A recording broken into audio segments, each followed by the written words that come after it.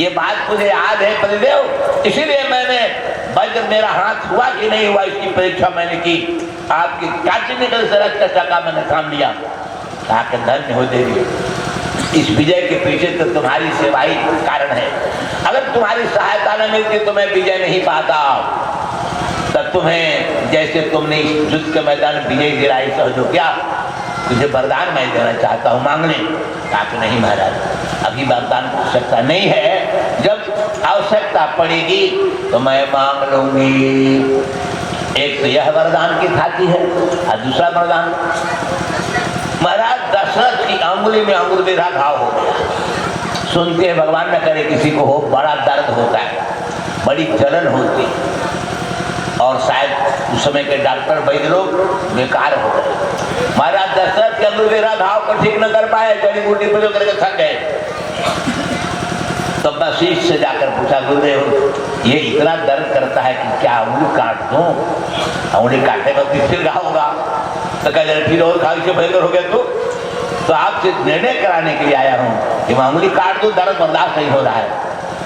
कहा चिंता मत करो, मैं कर्म विपाक तुम्हारा देखता।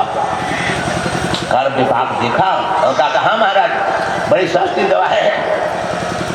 अगर कोई तुम्हारी प्यारी पत्नियों में से, कैकेयी की विशेष बात है, अगर कैकेयी अपने मुंह में 15 से 20 मिनट तक रख ले तो दर्द ही नहीं, घाव ठीक हो जाएगा। अब कैसे कहें कि यह घाव और अंगुली मुंह में ले लो, लेकिन दर्द इतना व्याकुल कर दिया था कि अभी बात कहनी पड़ी। कैकेयी प्रसन्न हो गई, जब मेरे मुंह में रखी, आपको पीड़ा दर्द स्वाद है तो मैं मुंह में रख ली। आधा घंटा मुंह में रख ली, मुंह से निकाले तो न घाव का पता और न दर्द का पता, सब न पता चल गया कलकत्ता। बड़े खुश हो गए। कहा कि देवी तुमने मरते मरते भी तुम हमारी सेवा की है, हम तो मर जाते इस दर्द के बारे।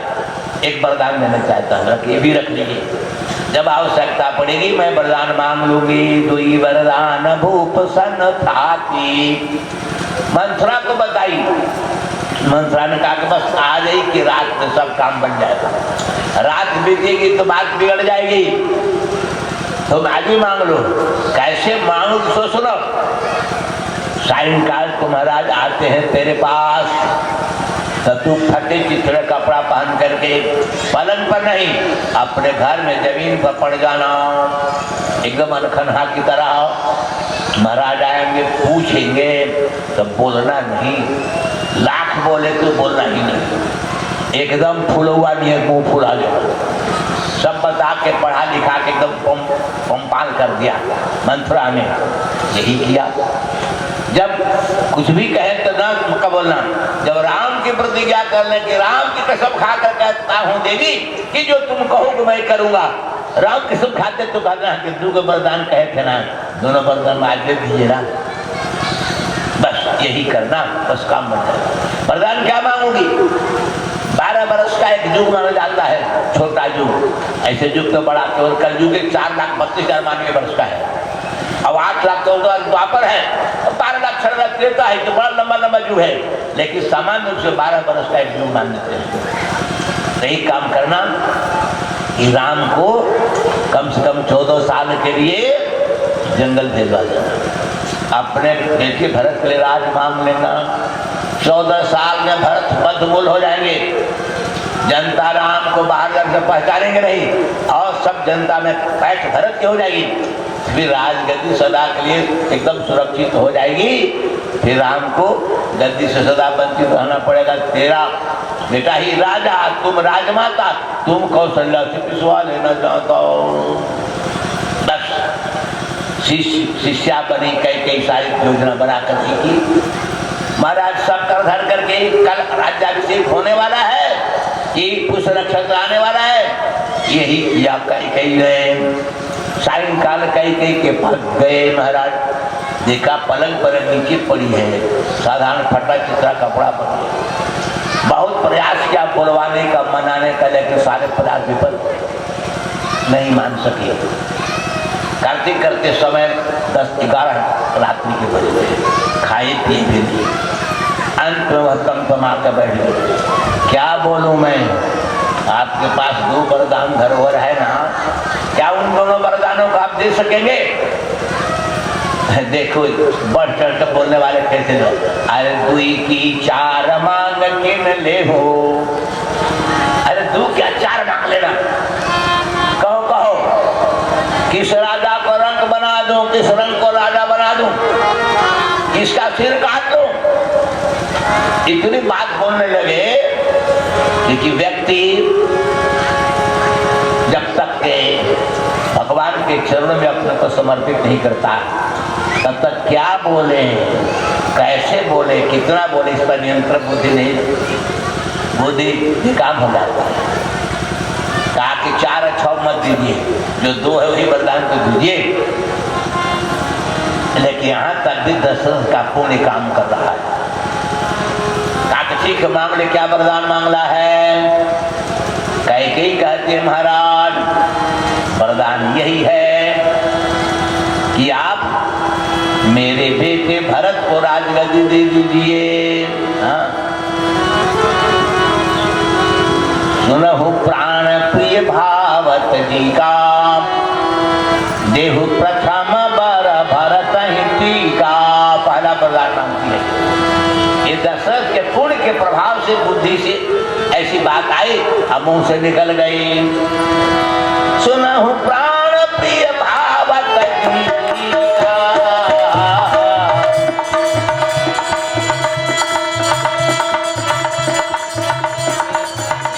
प्रथम बार भारत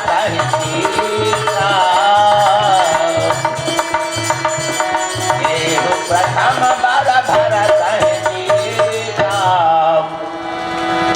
वनवास की बात पहले नहीं करती है। साकेत में बड़ा सुंदर दिखा, भरत से सुत पर भी संदेह, बुलाया अब तक नहीं जोगे। माना कि दशरथ ढेर दिन से ननिहाल हैं, आप उनको भूल गए हैं दशरथ जी। अब तो उनकी मां भरत का नाम ले रही है। देहु प्रथम बार भरत ही टीका। मां के द्वारा याद दिलाना, भरत को आपके जीवन में आना चाहिए था ना। जब जीवन में आ गए, यादगारी में आ गए, तो भरत को अभी से तो राज्य दी, क्योंकि आप विवाह किए थे तो शर्त किए थे तुम्हारा जो नाती होगा उसी को मैं राज दूंगा। माँ भी तो कह रही है दीजिए। अब भर राम को जंगल जाने का क्या प्रस्ताव है? प्रथम वर्ष पूरा किए ना, दूसरा के लिए रो रहे हो, क्या कर बात। पत्तल पर भात पहले डाले तो दही बोल दे बस जाकर दलिया ना। परसहू की अक्ल होनी चाहिए कि पत्तल में कुटुम्ब खिला रहे हैं, पहले दाल दे हुए। अरे पहले भात दे, उसको गोड़ी बनाएगा तो दाल दे देना। तो पहले दाल परस दिया, बेवकूफी को कोई ठिकाना है? तो प्रथम वरदान पूरा किया दशरथ नहीं, आज दूसरे वरदान के लिए माथा ठोकने लगे, रोने लगे। या दशरथ का पुण्य था कि कैकेयी के मुंह से भरत की टीका के पहला वरदान मांगा गया।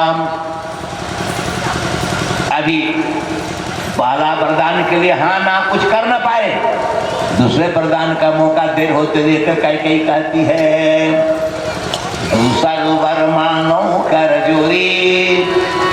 पहले वरदान के हाथ नहीं जोड़ती है, विनम्रता नहीं, सीधे सीधे कहती है। आज दूसरे वरदान में कठिनाई है, दिक्कती है, परेशानी है, तो दूसरे वर मांगो कर जोरी। हाथ जोड़ रही है, हाथ जोड़ रही है, दूसरा वरदान दे दिए। दूसरे वर मांगो कर जोरी, आप पूर्वनाथ मनोरथ। पूरा होने में संदेह है, आप दूसरा पूरा करेंगे, मुझे डाउट है, संदेह है, शंका है। हाथ जोड़ रही है, खोल कर ये दूसर वर मांगो कर जोरी, अपूर्वनाथ मनोरथ मोरी। दूसर वर मांगो कर जोरी, पूर्वनाथ मनोरथ मोरी। 14 बरस राम बनवासी, आपस में सब शेष उदासी। 14 बरस राम बनवासी, आपस में सब शेष उदासी। मैं प्रार्थना करती हूँ पूरा कर दीजिए। संदेह पूरा तो नहीं करेंगे, नहीं कर पाए। 14 साल तक राम वनवासी रहे, तपस्वी के वेश में हैं। अब विशेष उदासी, तपस्वी भी उदासी बन करके भोग राग से खुश उदास तटस्थ होकर के दिए 14 साल तक। ये दूसरा वरदान है। महाराज दशरथ का होश उड़ गया। जब होश आया तो बहुत समझाने का प्रयास किया, सब कुछ समझाना फेल हो गया। नहीं मन टस से मस नहीं हुई। इतने अच्छे गुरु से पाठ पढ़ चुकी थी कैकेयी कि वो धीरे सुधर नहीं हुई।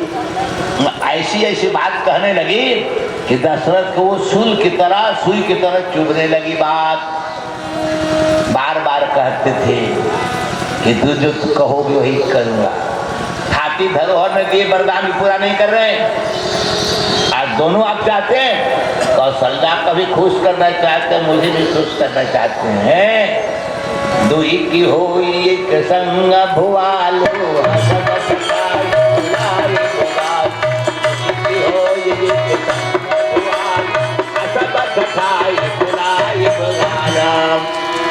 दो काम एक साथ होगा करके देखिए ना। खूब हंसिए में ठसा कर गलियों फुला लीजिए, कोई करके दिखा दे। 11,000 इनाम देंगे हम। जब हंसिएगा तो गाल नहीं फूलेगा, अब गाल फूलेगा तो ठसा कर हंसना संभव नहीं है। दोनों चाह कौशल्या प्रसन्न करना हमारे दोनों तो नहीं हो। गाल फुलाना हंसना ठटा कर दोनों असंभव है। ऐसे कौशल्या खुश करना मुझे खुश करना दोनों असंभव नहीं होगा महाराज। एक एक बात चुन के कह रही है, गढ़ गढ़ के कह रही है, एकदम छील करके चिकना ऐसे में ठठाई फुलाई बगालो दुई की संग एक हो भुलाए भुआलू राजा। अब राजा न हो तो देखो जरा, जो नहीं कहना चाहिए सो कह रही है। पतिव्रता के लिए हमारे शास्त्र और दास संयोग 3 प्रकार की बात। प्रभु माने राजा शासक की तरह। क्या कर रहे हो? गाय को पानी मिला दो, गोबर हटा दो, दवा दे ठीक कर दो। ये मालिक की तरह करना है। प्रभु समित बात है। सुहृद समित मित्र की तरह। मेरे मित्र हो, अभी कोई फल का तो दिन नहीं है, हम लोग बाजार चलते हैं तो बाजार से एक फल लेकर के, आज बढ़िया दिन है, सोमवार भगवान शंकर का, आज फलहारे करते हैं।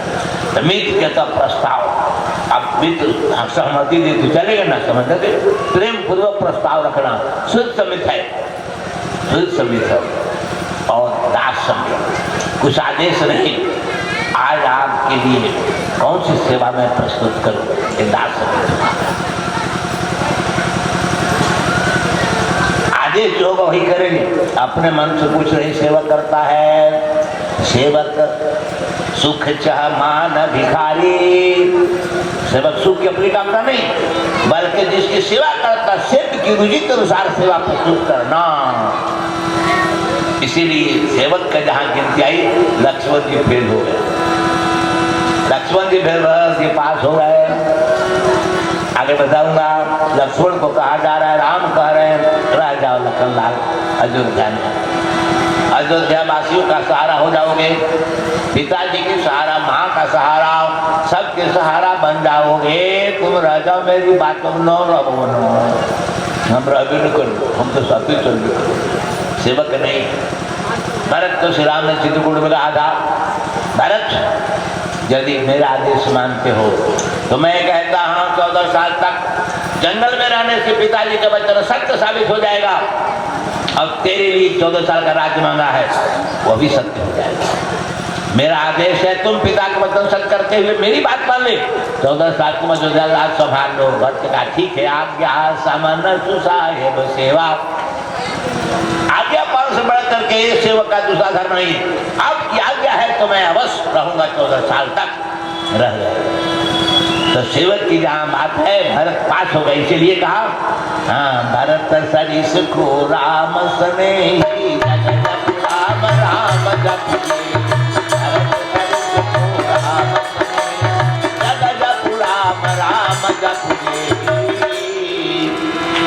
भरत सही के राम का पैरा कोई लक्ष्मण भी नहीं है। जैसा अवतार होने से क्या हो, फेल हो गए। आदेश का उल्लंघन कर दिया। आगे इसका स्पष्टीकरण प्रसंगों से कुछ बताऊंगा। तो सेवा सिद्ध की इच्छानुसार ही आचरण करता है, जो सेव्य चाहे वही करे। ऐसे सपूत में देवव्रत का नाम आता भीष्म पितामह। पता लगा लिया कि संतनु महाराज को ये योजन गंधा सत्यवती दास कन्या से विवाह करने के लिए मन मान रहा। कहे नहीं संतनु बेटे से, बेटा पता लगा लिया कि पिताजी को दासी काल का पता लिया। कहा कि तो सीधे गए उस सत्यवती के पिता के पास, तुम्हारी कन्या से मेरा पिता विवाह करना चाहते हैं। हाँ, देवव्रत उनका नाम देवव्रत गंगानंदन, हाँ चाहते हैं, लेकिन कैसे मैं विवाह कर दूँ? उनको उम्र ज़्यादा हो गई, मैं गरीब हूँ तो क्या, जो के वर न मिलेगा मुझे, जो के वर साथ देने क्या करूँगा? क्या चिंता न करो, अगर तुम्हें डर है कि बड़ा बेटा मैं हूँ तो राज्य का अधिकारी मैं ही जाऊँगा, तो मैं प्रतिज्ञा करता हूँ कि मैं राज्य नहीं लूँगा।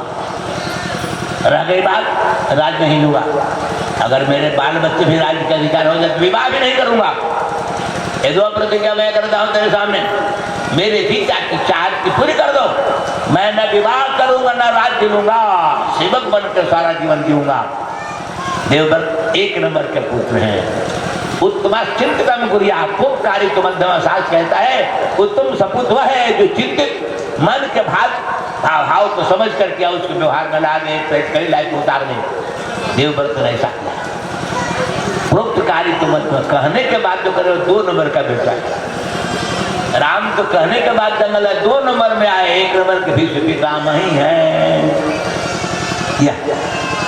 कहते हैं कि सेवक वही 1 नंबर का है जो उनके मन के माफिक सेवा प्रस्तुत करे। आप कहने पर भी जो न करे वो सेवक कैसा है? इसलिए भरत का नाम सर्वोपरि हो गया। भरत शरीर का दूसरा न कोई सेवक था, न कोई बलवान था, और न कोई भक्त था। आगे इसका स्पष्टीकरण होगा। तो वरदान तो मांग ली, महाराज दशरथ भूल कर गए। गोस्वामी जी ने बड़ा कटाक्ष किया। देवासुर संग्राम में युद्ध करने वाले वज्रादि के आघात को सहने में समर्थ दशरथ आज कामदेव की फूल के बाण से आघात से घायल हो गए। वज्र जैसा निशम आगवानी हारे,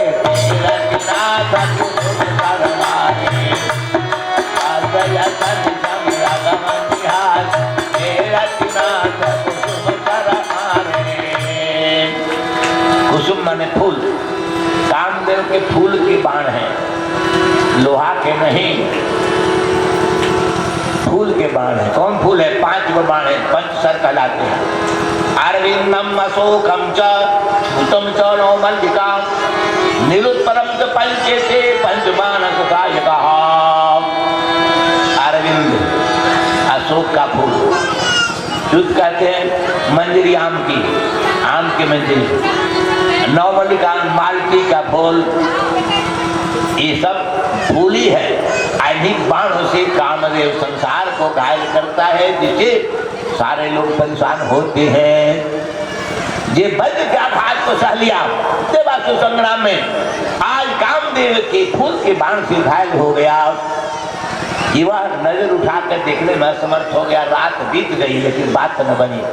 अपने हाथ से तसमस नहीं हुई कई नहीं बोल सके दशरथ कि वरदान में पूरा कर रहा हूं। दशरथ इस भूल ने बड़ी दुर्गति करा दिया। बिना पानी के छचन कर मरने के लिए बाध्य कर दिया इसे भूल ने, कि कलह ने। सुबह हो प्रातः काल आया, सवेरे राजा उठते थे, राजा उठे नहीं, बेहोश पड़े। धीरे धीरे समाचार फैला, महाराज क्यों नहीं निकले? तो सुमंत जी प्यारे मंत्री थे, उनको लोगों ने भेजा। वो गए तो देखते हैं क्या कि बेहोश पड़े। होश में लाने का प्रयास किया, कई से बहुत पूछा, कुछ नहीं बताई। पानी उन्हीं का छींटा दिया, कुछ होश आया। तब जब होश में आ गए तो कह के मुंह खोलती है, महाराज बेसुध इसलिए है कि राम को देखना चाहे पर जाओ, राम को बुला रहा हो, ठीक है कोई गड़बड़ नहीं, राम को बुलाओ पर। मंत्री समझ न पाए, राम को देखने के लिए इतनी बेहोशी क्या आवश्यकता थी, जरूर कुछ गड़बड़ है, सब गुड़ गड़बड़ हो गया। दौड़े दौड़े श्री राम के पास मंत्री समझ के सारी बात बताई। राम सूचना पाते दौड़ते दौड़ते पिताजी के पास आ गए। पिता राम को देखा, भर नजर देखा, लेकिन बोल न पाए। श्री राम ने माँ को प्रणाम किया, कैकेयी को, माँ पिताजी आखिर इस दशा में कैसे आ गए? क्या कहूँ बेटा राम, तुम पर अधिक स्नेह है, तुमसे ज्यादा प्यार करते हैं। हमें उन्होंने 2 वरदान दिया था, समय पाकर के मैंने उस समय नहीं लिया, दोनों वरदान धरोहर में सुरक्षित था। आज मैंने 2 वरदान को मार, एक वरदान से देखिए भरत के लिए राज, और दूसरे वरदान से तुम्हारे लिए 14 साल के जंगल निवास तपस्वी की तरह उदास बनकर रहने का मांगा है। बस इसी बात को सुनने के बाद ये बेहोश हो गए। बहुत कुछ करने पर भी उनको होश नहीं आ रहा है। सपूत बेटा राम पिता की खुशहाली के लिए, उनको सत्य बनाने के लिए असंभव को भी संभव करने के तैयार होता है। श्री राम ने कहा माँ बहुत अच्छी बात कह रही है, पिताजी को सत्य बनाने के लिए मैं तो जलती आग की ज्वाला में कूद पड़ूंगा, अथाह समुद्र में कूद जाऊंगा, जो भी काम असंभव दुनिया के नजर में सब करने तैयार हूं, लेकिन पिताजी को झूठा नहीं बनूंगा, मैं जंगल जाने के तैयार हूँ। तुरंत इस छोटी सी बात के लिए माँ पिताजी की तकलीफ है, हमें तो विश्वास नहीं होता। अगर यही बात है जिसकी तकलीफ तो इस बात को मैं स्वीकार करता हूँ। देर न किए राम अपनी माँ के पास आ गए। कौशल्या से कहा माँ बड़ी खुशखबरी की बात है। कौशल्या के देवताओं की पूजा कर रही थी, मेरे बेटे का आज राज्याभिषेक होगा, देवता को मना रही थी, पकवान बना रही थी। बोले बेटा पूजा पाठ में बैठोगे तो देर हो जाएगी ना, कुछ फल फूल खा ले बेटा, कुछ खा ले, उसके बाद देखा जाएगा। श्याम का माँ पहले सुन तो सुनाओ क्या है। पिता दिन मोहि कानन राज,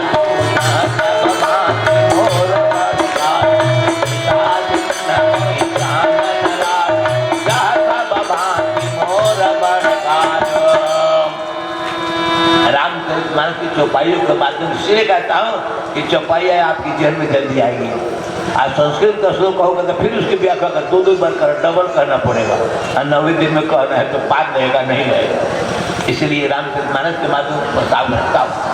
तो ध्यान दीजिए, पिताजी ने मुझे जंगल का राज दिया, नहीं करते जंगल निकाल है।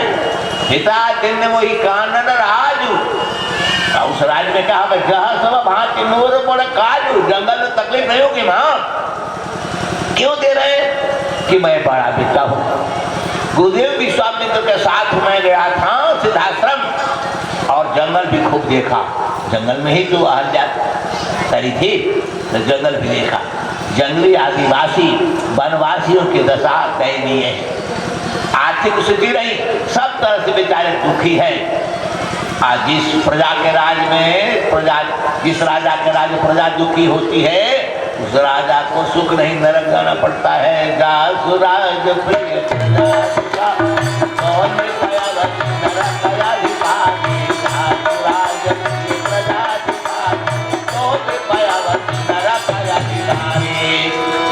जिस राजा के राज प्रजा दुखी है, अवश्य नरक का अधिकार से मिलता है, नरक में जाना पड़ता है। सपूत कौन है? जो नरक में जाने से पितरों को रोक दे।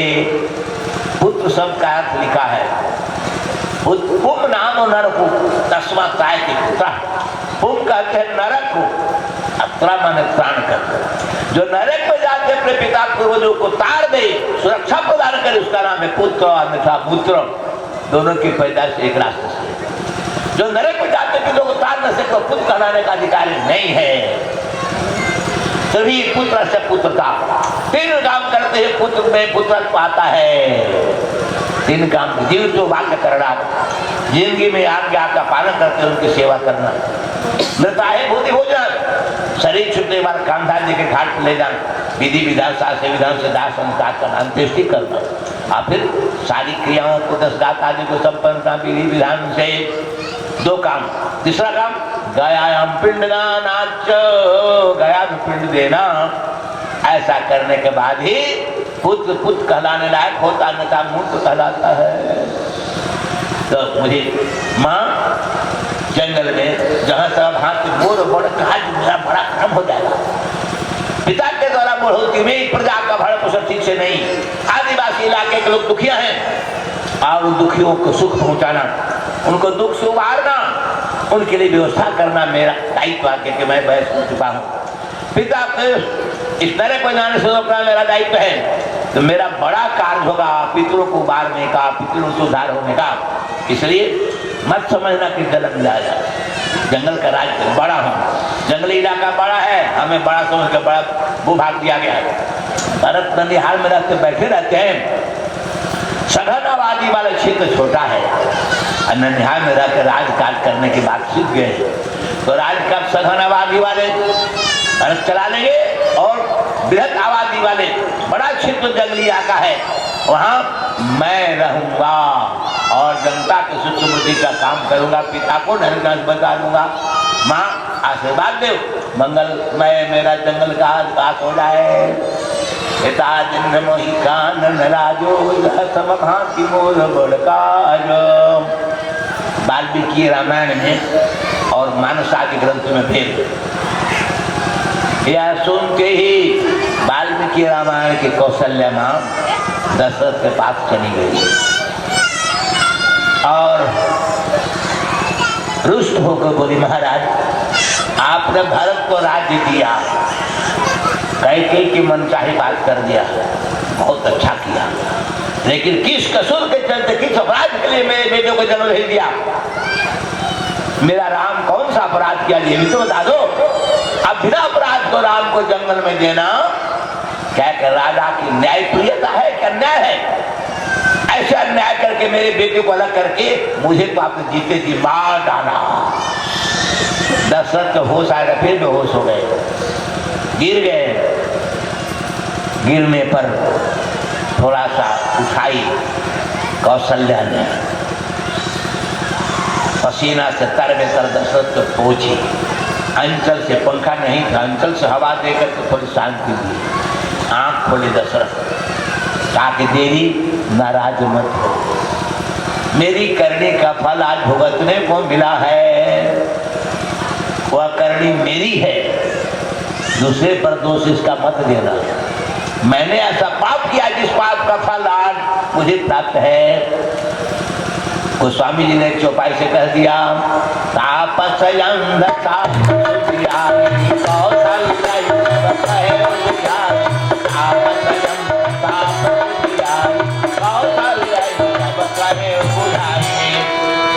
तापस अंध साप सुधी आई, कौशल्य सब कहे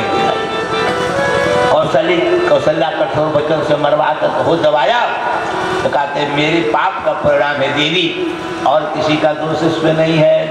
कौन सा पाप है दूसरा कोई नहीं जानता है, मैं जानता हूं। सुन बता रहे हैं कौशल्या को दशरथ जी, एक बार मेरा विवाह भी नहीं हुआ था, तू बहुरिया बन के यहाँ नहीं आई थी, मैं कुमार अवस्था में था, शब्द भेदी बाण चलाने में बड़ा निपुण था, शब्द सुनकर निशाना मारता था, शब्द के अनुसार ही मेरा तीर वहां चुभ जाता था। शब्द बाण चलाने वाला मैं अपने को बड़ा तेज मानता था। कुमार अवस्था युवा अवस्था भी नहीं आई थी, तो मैं रात में घूम रहा था, कोई दुर्दांत जानवर का भी शिकार हो जाएगा, घूम ही रहा था सरयू के तट पर। एक ऐसी आवाज सुनाई पड़ी जैसे लगा हाथी पानी पी रहा है। हाथी तो भयदायक, अगर कहीं नगर में प्रवेश कर गया घर को उजाड़ देगा, किसी को पकड़ मार डालेगा। तो मैंने हाथी को समझकर पानी पीते जानकर मैंने मारा, चूंकि हाथी आवाज देगा तो मुंह से देगा, तो मैंने शब्द को देखकर ही मारा। और शब्द कैसा था? हाथी का नहीं था, जिस कलसी से जल भर रहा था, सामने कलसी भर रहा है, कलसी की आवाज के सामने ही तो वो है जल में, छाती में बाण लगा। हाथी नहीं था, श्रवण कुमार था। बाण लगते ही चिल्लाया, हाय मैंने किसका अपराध किया जो जल भर के मुझे मार डाला बेकसूर को। आदमी की आवाज करते तो समय गया तेरी। देखा एक तपस्वी बालक है, मर रहा है, तड़प रहा है, क्योंकि वह बाण विष से बुझाया गया था। सान चढ़ा करके गर्म बाण को जब विष मिले पानी में ठंडा किया जाता है तो विष का प्रभाव बाण में आ जाता है। इस विष बुझाया बाण कहते हैं। डूब जाएगा तो संपूर्ण शरीर में खून के माध्यम से विष व्याप्त हो जाएगा, तड़प तड़प तो मर जाएगा, बचने के कोई सवाल नहीं। विष व्याप्त हुआ, तड़प रहा था बेचारा, विषैले बाण हाथ पर। बोला आपने क्या कसूर किया था जो मार डाला?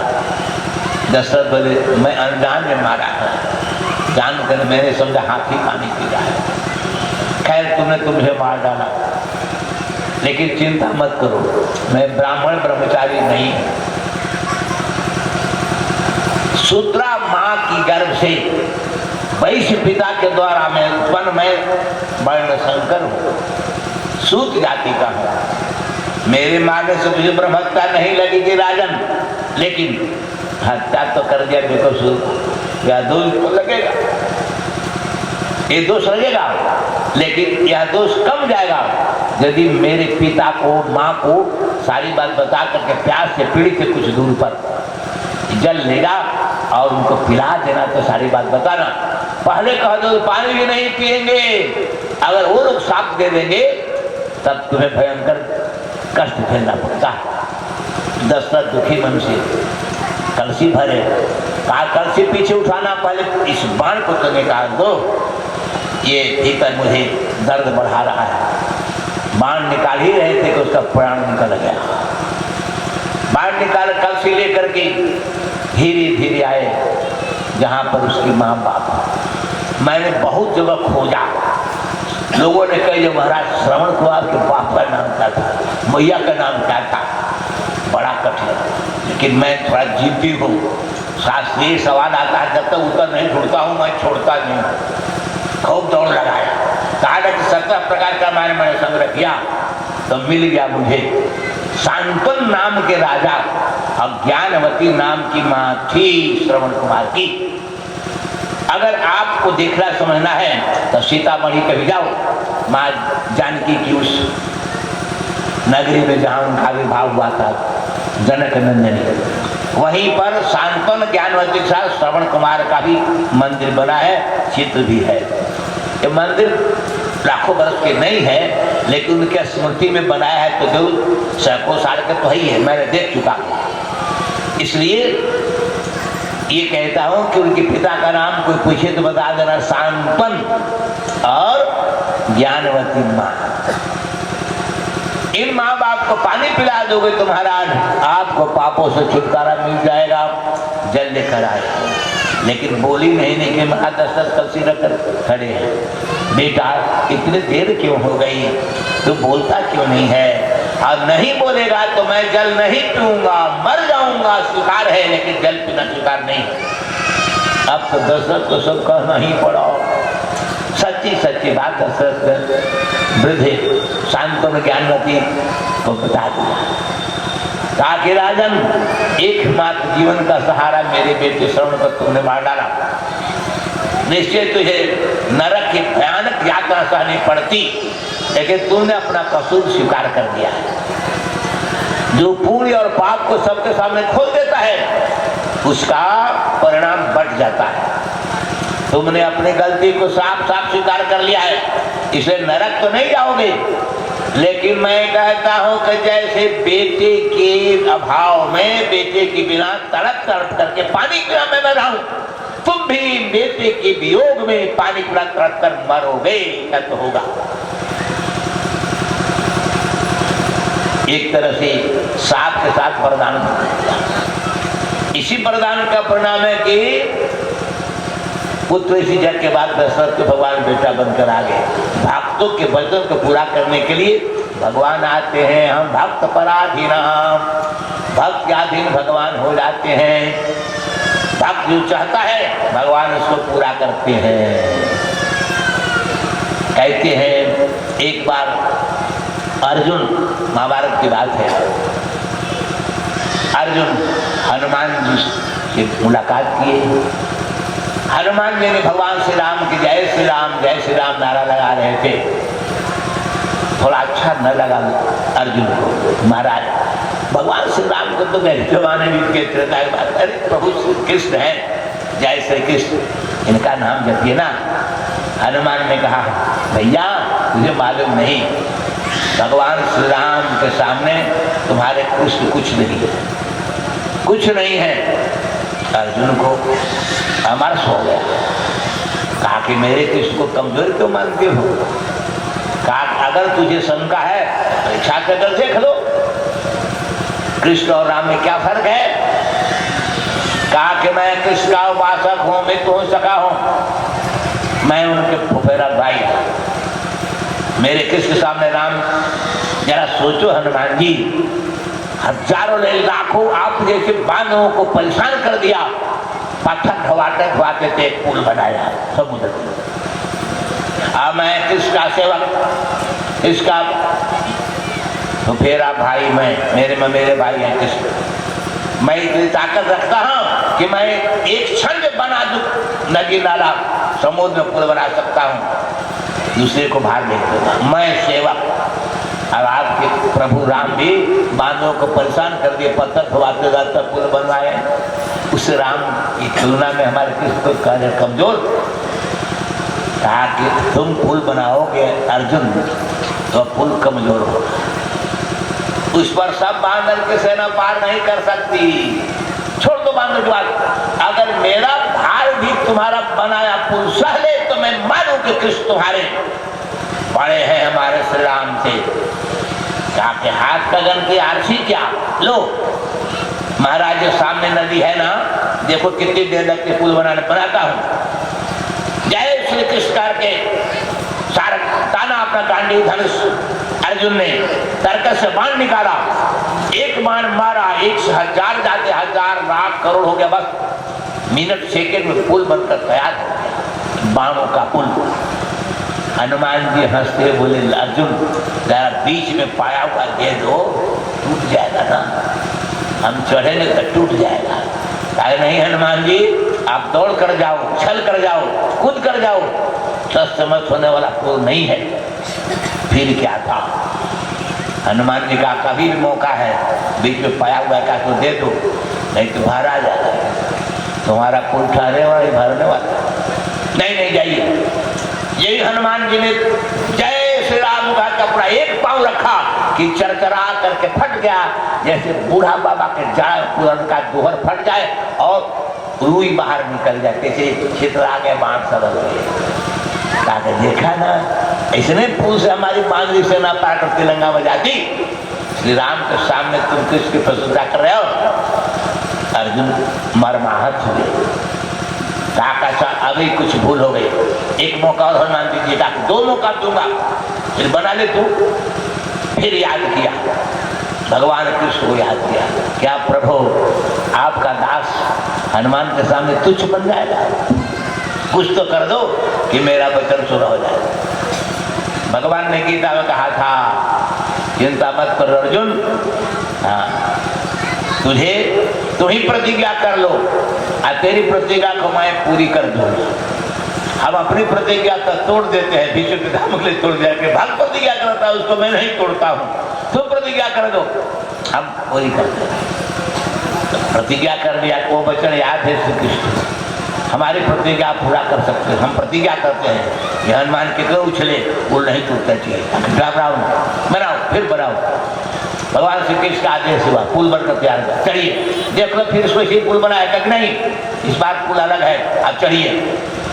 भगवान कच्छप रूप धारण करके समुद्र मंथन में मल्लातों धारण कर लिए जो कच्छप बने थे, भगवान कच्छप बन के उस पुल को पीछे से थाम दिया, पूरी पुल को पीठ पर ले लिया। मंदराचल को पीठ पर रखने वाले कच्छप अवतार आज किस फिर कच्छप बन गए दोबारे।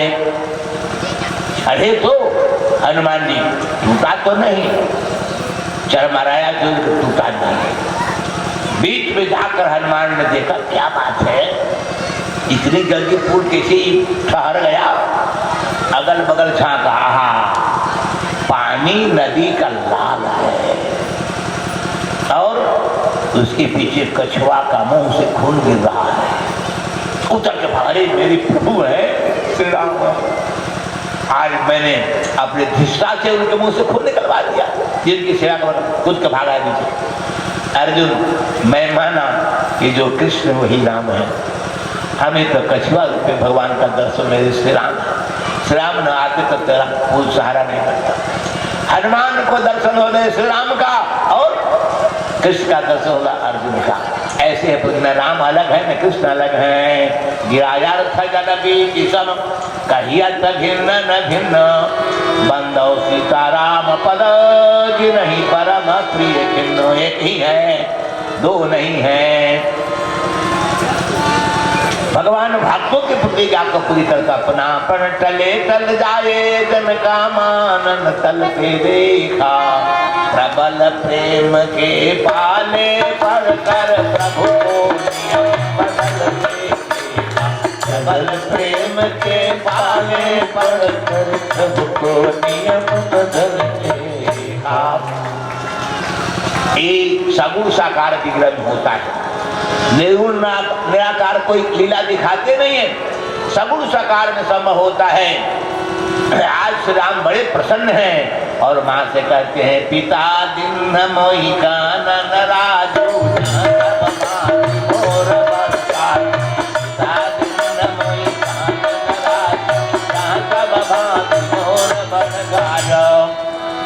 माँ बोली बेटा ठीक है जाओ, लेकिन एक बात है, रामचरितमानस वाल्मीकि में आधे थे। वाल्मीकि की माँ अपने को बड़ा कहने के दुसाहस नहीं कर सकती, लेकिन रामचरित की माँ कौशल्या जो है अपने को बड़ा साबित कर रही है। कौशल्या कहती बेटा एक बात ध्यान रखो, अगर पिता ने आदेश दिया है तो याद रखो वह हाई कोर्ट का आदेश है। यदि मैं आदेश दूं तो सुप्रीम कोर्ट का आदेश है, तो हाई कोर्ट के आदेश को रद्द करने का अधिकार सुप्रीम कोर्ट को होता है। इसलिए मैं कहती हूँ मत जाओ, अगर पिता कहते जंगल जाओ तो मैं कहती हूँ मत जाओ। हाँ मेरा आदेश सुप्रीम कोर्ट आदेश है। जाओ केवल पितु आय सुताता जाओ जन जाओ जान बढ़ना था। जाओ केवल जाओ जन जाओ जान बड़ी माता। अब माता को तुम बड़ी मानते हो ना, उठते हो सवेरे तो मुझे ना पहले प्रणाम करते हो ना।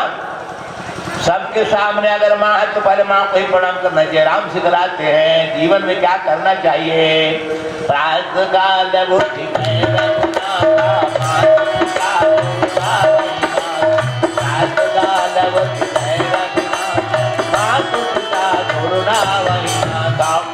पहले माँ को प्रणाम करो, तब पिता को, तब गुरु को, क्योंकि माँ ने ही संसार में लाया है तुझे 9 मास दर्द सह करके। आप भूख से तड़पते थे तो अमृत का घुटना लेके आई तो उसका नाम माँ था। जब शरीर तुमने गंदा कर दिया अपने मन में से तो सफाई करने वाली माँ थी, और जब रो रहे थे तो आंसू पोंछ करके हृदय से लगाकर अमृत की कलश मुंह में देने वाली माँ थी। उस माँ को छोड़कर दुनिया में दूसरा कोई देवता नहीं है। इसलिए भगवान की प्रार्थना करने वाला भक्त जब चला तो शब्दकोश निकाला, भगवान के लिए कोई शब्द नहीं मिला। तब अगल बगल झाका जगह माँ है ना, माता सब संस्कृत उसी का माँ है, माता सब। क्या प्रार्थना आप नहीं मगिला करते हो? त्वमेव माता च पिता त्वमेव, त्वमेव बंधो च सखा त्वमेव, त्वमेव विद्या द्रविणं त्वमेव, त्वमेव सर्वं मम देव देव। फिर क्या था? माता शब्द की महानता से ही संसार की देवताओं में सबसे बड़ा कोई देवता है तो उसका नाम माँ है। अब माही बताते हैं जो कि पिता को जानता है, दूसरा देवता नाम पिता है। ये दोनों बताते हैं तब गुरु को पैसा, तीसरा नंबर गुरु का है, एक नंबर गुरु का था नहीं। इसे याद रखें, एक नंबर के देवता संसार में माही है। इसलिए मैं कहती हूँ देव केवल पितु आय सुताता कहो जनी जाओ, जानी बड़ी बात समझ जाओ। लेकिन मैं यह नहीं कहती कि कौशल्या मैं माँ हूँ, कैकेयी भी तेरी माँ है, सुमित्रा भी तेरी माँ है। अगर दोनों का आदेश है तो 15 भारी है तो तुम जंगल जाओ, जाओ पे तुम तू कहे मन जाना जाओ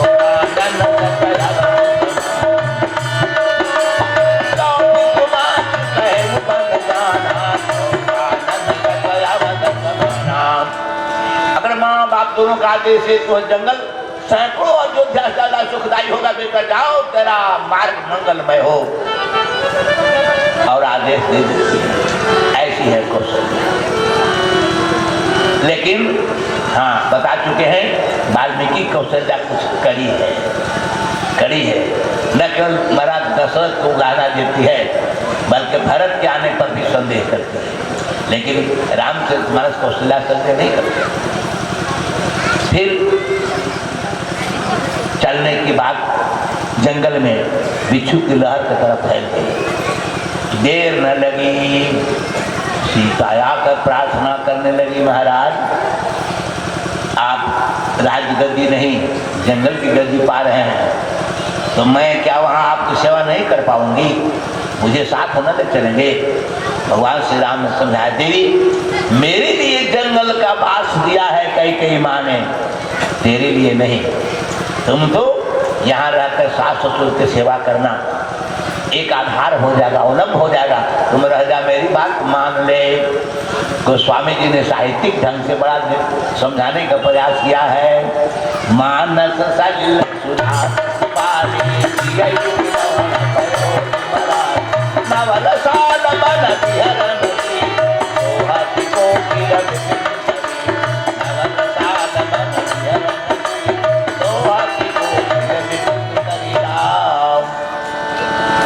सरोवर रहने वाली हंसनी या खार जल वाले समुद्र में रह सकती, आम की अमरावती में रहने वाली कोयल या करेल के कांटेदार जंगल में निवास कर सकती नहीं। बड़ा कठिन है तेरे लिए वह जंगल। तो क्या महाराज पिताजी ने कन्यादान किया था तो यह भी कहा था कि तुम्हारे पति बड़े कांटों में गुजरे और तुम आराम से पलंग पर पड़ी रहना। हमें पिताजी और माँ जी ऐसा आदेश नहीं दिया है। मेरे पिता मेरी माँ का आदेश है कि पिता यदि आग में पति यदि आग में कूदता है तो उनके कूदने के पहले तू कूद जाना। ऐसे आदेश की योजना करके अब मैं सुख के लिए अयोध्या में रहूंगी। तो याद रखिए, अगर मुझे छोड़कर जंगल में जाएंगे तो फिर लौटने के बाद मुझे न पाएंगे। हाँ, जिए बिंदु देह नदी ऐसा ही